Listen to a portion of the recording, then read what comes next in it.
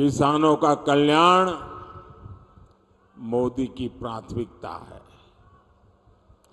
2014 से पहले के 10 साल में कांग्रेस की सरकार ने देश के किसानों से सिर्फ, और ये भी मेरा एक काम करेंगे, जरा मैं आपको पूछता हूं, मेरा एक काम करेंगे? जरा हाथ ऊपर करके बताइए, करेंगे? ये मैं जो आंकड़ा बोलता हूं याद रखेंगे? किसानों को जाके बताएंगे? धीरे धीरे हाथ नीचे हो रहा है, बताएंगे? कांग्रेस के जमाने में सिर्फ 7.5 लाख करोड़ रुपए का अनाज एमएसपी पर खरीदा गया था कांग्रेस के जमाने में। 10 साल में कितना? 7.5 लाख करोड़ का एमएसपी पर अनाज खरीदा गया था। ये किसानों के नाम पर राजनीति करते हैं ना। 10 साल में 7.5 लाख करोड़। और मोदी ने क्या किया?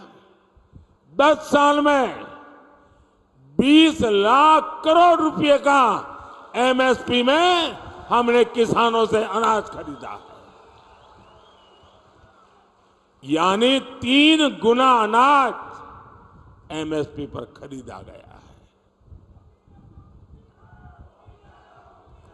और पहले तो पैसा मिलने में भी कई महीने लगते थे। अब पैसा सीधे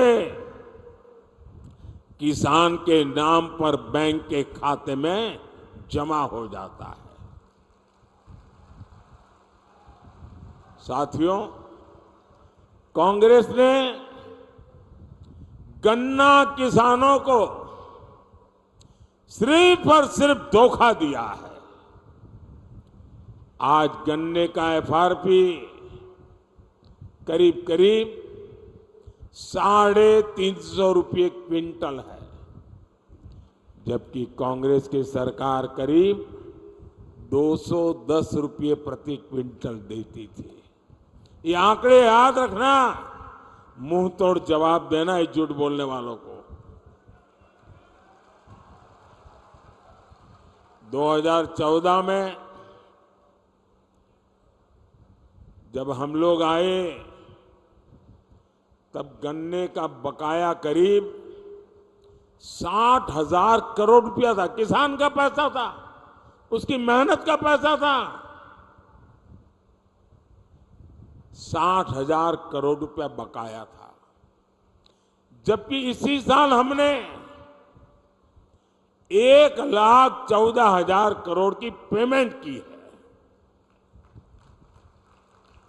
यहां अंबाला, करनाल और कुरुक्षेत्र के किसानों को पीएम किसान सम्मान निधि के भी, मैं सिर्फ इसी इलाके का बोल रहा हूं, इसी एक इलाके में 650 करोड़ रुपए से ज्यादा किसानों के खाते में ट्रांसफर किए गए हैं।